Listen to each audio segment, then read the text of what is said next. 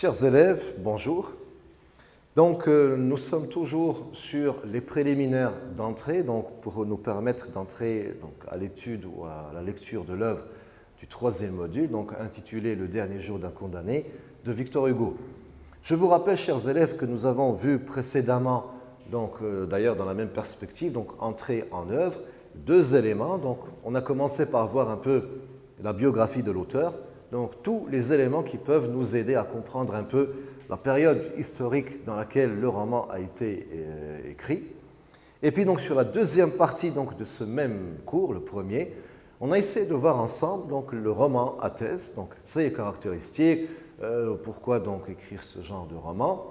Et donc cette activité donc, s'est soldée par un exercice de prolongement où nous voulions que, d'une part, vous puissiez avoir accès à la lecture de ce roman et que vous développiez également donc, cette envie d'aller chercher d'autres romans à thèse et d'essayer d'en analyser donc, ne serait-ce que la première et la quatrième de la couverture. Voilà. Donc nous sommes toujours dans le même sillage et cette fois-ci, c'est pour essayer de voir quelques éléments paratextuels qui peuvent nous aider à comprendre davantage l'œuvre en question. Voilà. Bien donc, chers élèves, donc, nous prenons la première étape, donc le premier élément, et nous allons observer donc ensemble la première de couverture qui est là devant vous. Regardez là. Donc, c'est une première parmi d'autres éditions. Donc, il y a plusieurs images et on le verra tout à l'heure. Bien. Donc, la question qui nous intéresse est la suivante. Regardez. Quels sont les éléments qui composent la première de couverture? Voilà. Donc, pour faciliter ou identifier donc, les éléments, on va essayer de les voir. Donc, ce sont les éléments suivants. 1. On a d'abord le nom de l'auteur écrit en gros caractères. Il est là. Donc, le nom de l'auteur, Hugo, écrit en gros caractères, bien sûr. Donc, c'est pour attirer l'attention du lecteur. Ensuite, juste en dessous, on a le nom de l'auteur, du nom de l'auteur plutôt, nous identifions le titre du roman en gros et en gras. Donc en gros et en gras. Et le dernier jour d'un condamné, c'est ça, disposé en 2 lignes. Regardez, le dernier jour d'un condamné qui occupe 2 lignes. La première ligne renvoie au jour. Ok, donc le dernier jour, donc c'est une fatalité. Voilà. Une indication qui annonce la tonalité tragique de l'œuvre. Et la deuxième met en valeur l'anonymat du condamné. Vous voyez donc, on a un article défini, le, et un pronom indéfini, un. Et donc, c'est déjà un paradoxe, mais qui a une très grande signification. Donc, le dernier jour, donc on le connaît, okay, tout le monde l'identifie, et c'est un jour fatal. Donc, ça a un caractère tragique. D'un condamné, donc le pronom indéfini renvoie non pas à un seul condamné, mais à tous les condamnés qui sont dans le couloir de la mort. Et donc, c'est pour dire, selon Victor Hugo, que ce qui l'intéresse, ce n'est pas de parler d'une personne, mais ce qui l'intéresse plutôt, c'est de parler de toutes les personnes qui sont vouées à la peine capitale, donc qui doivent mourir, qui doivent passer, bien sûr, par la guillotine, dans le cas du condamné que nous avons. Voilà. Donc, je vous rappelle un peu, vous voyez, donc regardez un peu, l'indice suivant renvoie à l'édition. Elle est là. Édition de Roger Borderie. Donc, c'est l'édition qui a bien sûr diffusé, sinon donc permis la publication de ce roman. Donc, on a également une illustration, c'est-à-dire une image, qui renvoie à une planche où nous remarquons des éclaboussures de sang, donc giclement, qui suggère le thème central du roman, à savoir l'exécution ou la peine capitale. Donc, le sang a sans doute giclé au moment de la décapitation. Et en effet, donc, dans la guillotine, donc, on a la lame. Quand cette lame descend, okay, donc, elle coupe malheureusement la tête. D'un côté, on a le tronc, de l'autre, la tête. Et donc, cette coupure va bien sûr faire gicler du sang, le sang qu'on trouve sur la même table. Regardez un peu là, donc on peut trouver des éléments qui ressemblent un peu à du sang. Ensuite, on a la couleur orange de fond. Donc, comme toile de fond, on a un peu donc la couleur orange. Une couleur qui peut renvoyer à quelque chose de plus joyeux, sans doute à la vie du condamné avant sa condamnation. Donc, éclaboussure plus couleur jaune, c'est un peu un contraste. Donc, d'un côté, on a la vie, une vie, et de l'autre, donc, on a bien sûr l'achèvement de cette vie bien sûr qui va prendre fin après la décapitation. Enfin, sur le bas de la page, donc là, de la première de la couverture, donc nous identifions l'édition folio classique, donc qui est écrit là, donc en très gros caractères et bien sûr un peu gras. Voilà donc, notez bien qu'on peut trouver plusieurs éditions et sur chaque édition, on pourrait trouver une image différente par rapport à une autre édition. Vous voyez, donc on a un peu trouvé donc, ces trois images et on va essayer de les voir un peu pour voir un peu donc, leurs points communs, si on veut donc, en parler. Donc regardez, donc, dans tous les cas, dans les trois cas, donc, on a toujours le nom de l'auteur et le titre qui sont bien mis en évidence. Regardez ici, donc Victor Hugo, le dernier jour d'un condamné, Hugo, le dernier jour d'un condamné, et le dernier jour d'un condamné, Victor Hugo. À chaque fois, donc, le nom de l'auteur, le titre sont mis en évidence. Donc, caractère gras, gros, bien, enfin, qui apparaissent bien, et là, donc, on a la couleur blanche. Maintenant, on a également une image. Sur les trois versions, on a une image. Regardez un peu là. Donc là, on arrive quand même à voir sur cette image-là, donc la préface qui a été faite par Muriel, un certain Muriel. On a également donc là des personnes, donc on a l'impression d'être dans le couloir de la prison. On voit également donc les détenus et on peut considérer ces deux personnes-là au milieu comme des gardes ou en tout cas des responsables à l'intérieur donc du pénitencier, donc de la prison. Là, et puis, attendez, pardon, donc la couleur noire et le sombre un peu avec la couleur claire qui suggère également donc la même thématique, donc la vie et la mort. La même chose ici, regardez. Donc, on a une image où on semble percevoir ici le condamné assis sur un banc, donc il est sans doute dans sa cellule. Donc, ce qu'il montre, c'est cette fenêtre-là, donc l'éclairage qui descend de cette fenêtre et à chaque fois, je disais, on a ce contraste entre une couleur sombre et une couleur un peu plus claire. Donc, d'un côté, on a la vie, regardez, donc c'est la lumière qui illumine, c'est l'espoir, c'est la vie. Et puis, de l'autre côté, donc, on a donc, le personnage qui est entouré d'une couleur assez noire qui suggère la tristesse, la souffrance et bien sûr, en fin de compte, la mort. C'est la même chose, regardez là, donc pour la troisième image, on a le titre, le nom de l'auteur qui sont très bien mis en évidence. Et puis, au milieu, on a une image où on semble voir le condamné assis, ou peut-être prêt à être décapité. Il est à travers la guillotine. Vous voyez, donc ça ressemble un peu à une guillotine. Et à chaque fois, il est question, comme je viens de le dire, on le note à chaque fois, donc une couleur sombre qui va un peu, donc qui est paradoxale à une couleur qui est beaucoup plus vive. Regardez, donc là, on a le noir qui entoure le personnage, donc c'est le tragique, c'est la souffrance, c'est l'arrêt de vie, c'est en un seul mot, la mort. Et puis au milieu, on a une petite lueur, donc une petite lueur, c'est une couleur un peu vive, un peu éclairée, qui éclaire donc à peine le visage du condamné et également la guillotine, et qui signifie qu'il a toujours l'espoir, d'ailleurs, c'est la raison pour laquelle il ira en cassation, il a l'espoir de revoir un peu donc, son verdict. Il a l'espoir de vivre, donc il implore d'ailleurs la justice qu'on lui fasse, bien sûr, qu'on lui épargne cette mort atroce. Donc, je viens de le dire, on va essayer donc de le récapituler. Donc, il existe plusieurs illustrations de la première de couverture qui mettent en avant les éléments suivants. À chaque fois, prenez n'importe quel roman, enfin de Victor Hugo, donc bien sûr le même, et vous trouverez qu'il y a toujours ces éléments-là. Un, on trouve en évidence, mise en évidence, la guillotine. Donc la guillotine, c'est l'appareil, la machine, donc, qui s'occupera de trancher la tête du condamné. On a également l'échafaud. Donc l'échafaud, c'est la plateforme sur laquelle est mise la guillotine, et bien sûr, qui contient des escaliers, donc il va falloir monter pour placer le condamné, bien sûr, dans la guillotine. On a également une corde. On peut avoir une corde.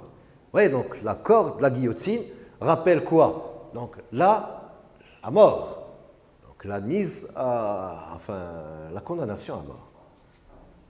Et puis, on pourrait également trouver donc, sur ces couvertures le bourreau ou le peloton d'exécution. Donc, le bourreau, c'est l'homme qui cache son visage, et qui a le devoir d'appliquer la peine de mort. Donc, c'est lui qui va sans doute tirer le manche pour que la guillotine descende et tranche la tête du condamné.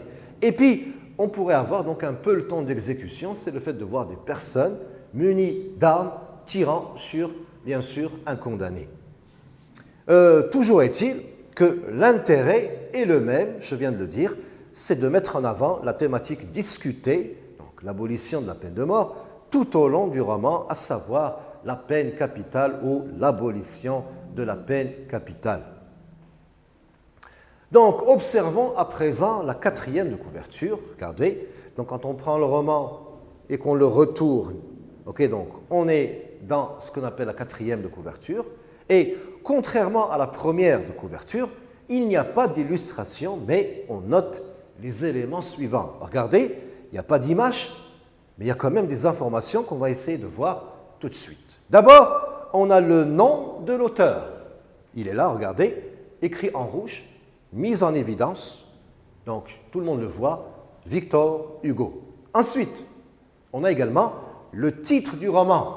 Il est là, regardez-le, donc le dernier jour d'un condamné précédé de Burg-Jarga. Donc le dernier jour d'un condamné, écrit également donc en caractère saillant, donc c'est un gros caractère pour que bien sûr on puisse le voir.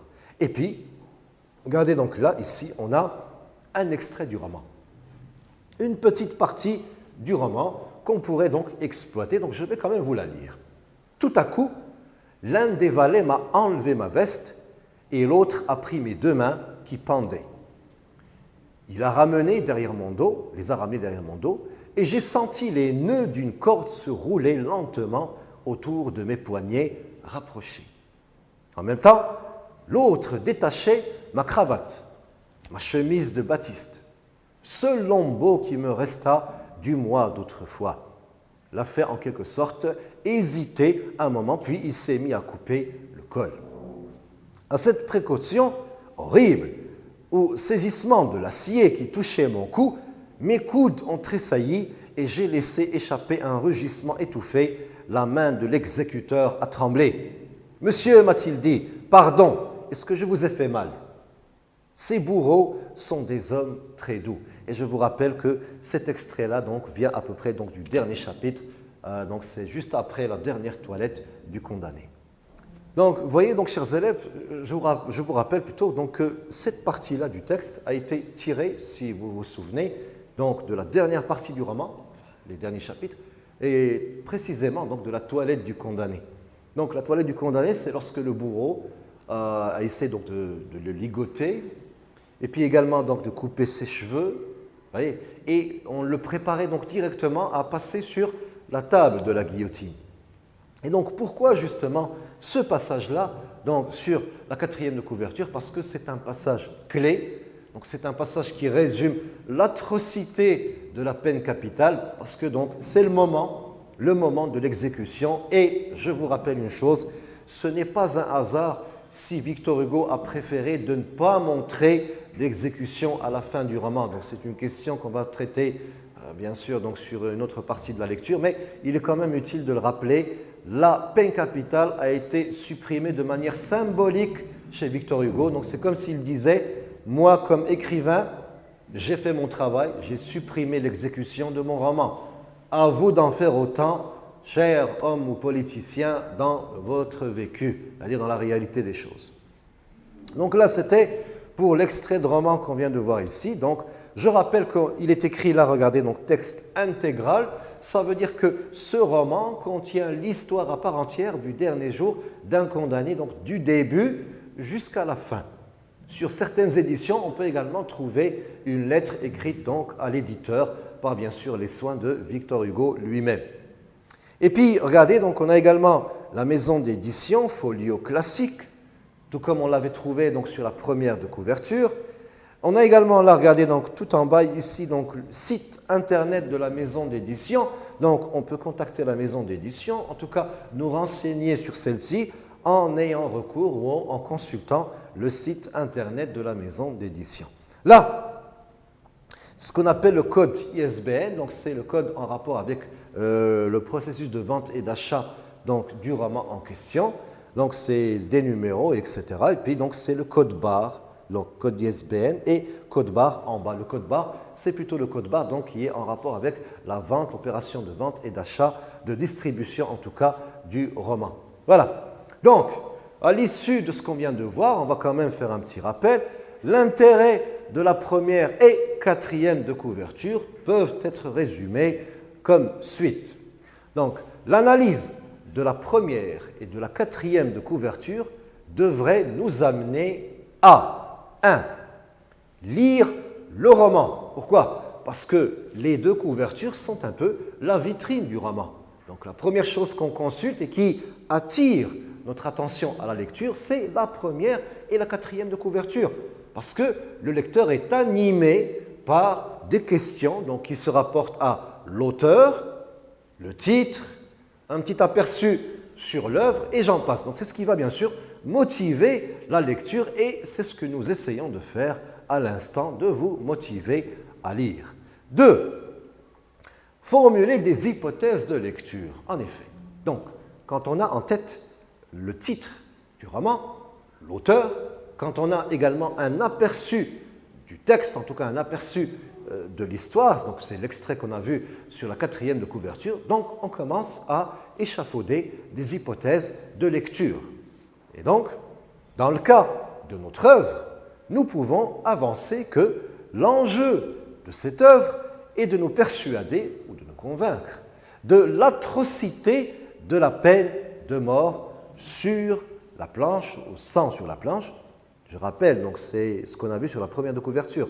Donc le sang giclant sur une planche interpelle notre attention et suggère déjà, bien sûr, la barbarie de cet acte. Donc l'éditeur aurait pu nous montrer la décapitation, mais il estime que c'est une scène choquante pour les lecteurs. En effet, donc c'est d'une part le travail de l'éditeur que de ne pas montrer des scènes atroces et horribles, mais c'est aussi donc l'enjeu de Victor Hugo lui-même qui cherche bien sûr à, par tous les moyens, d'empêcher que cela advienne dans son roman. Donc, comme prolongement d'activité à ce qu'on vient de voir, donc à l'étude de la première et de la quatrième de couverture, voilà ce que je vous propose, donc d'analyser. Donc d'abord, vous avez une image ici, donc c'est la première de couverture du même roman, mais bien sûr d'une toute autre édition, et on va essayer de voir un peu, donc avant de lire d'abord on va lire la consigne, et on va essayer, donc je vais vous aider quand même un peu. Donc consigne, analysez la première de couverture proposée en vous appuyant sur les indications suivantes. 1. Vous allez essayer de voir un peu les éléments qui la composent. Regardez, donc on a ici TV5 Monde, qui renvoie à une chaîne française, une chaîne de télévision. On a également une corde, vous voyez, donc une corde assez claire, qui suggère quoi? La mort, la décapitation, donc la pendaison ici. Et puis on a également ici, regardez, on a le nom de l'auteur, Victor Hugo, et donc en bas, en caractère très gros, et bien sûr d'une couleur très saillante, le dernier jour d'un condamné qui est bien sûr la couleur. Voilà. 2. La couleur dominante. Donc la couleur dominante, vous voyez un peu, donc on a également une couleur un peu obscure qui est dressée sur les contours de l'image, et puis au milieu, on a quand même une couleur assez claire qui suggère, comme on l'a vu tout à l'heure, donc d'un côté la vie et de l'autre la mort.